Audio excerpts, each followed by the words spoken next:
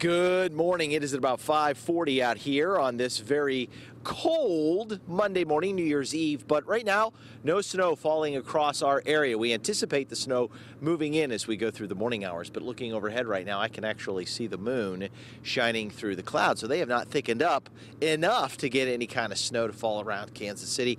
So we may make it through whatever there is of a morning commute with very little, if any, snow at all. And then it could be moving in, say, perhaps between 9 a.m. and 10 a.m., picking up in intensity, becoming steadier, and then perhaps another break as we head toward the evening hours. Let's take a look at live ESP radar.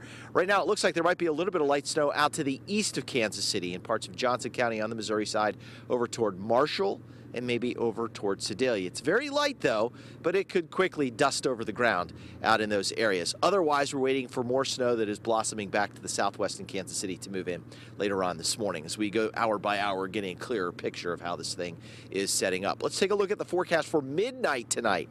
It does look like we're going to have a snowy period at midnight.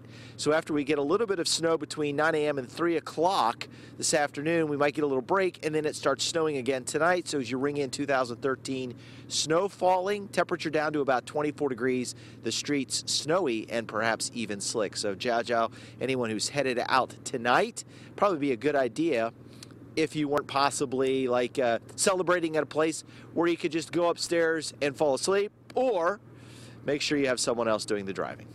Absolutely. That is some good advice there, Brett. We also have numerous different services around Kansas City that will help you get home safely as well. Those are all on our website, kshb.com.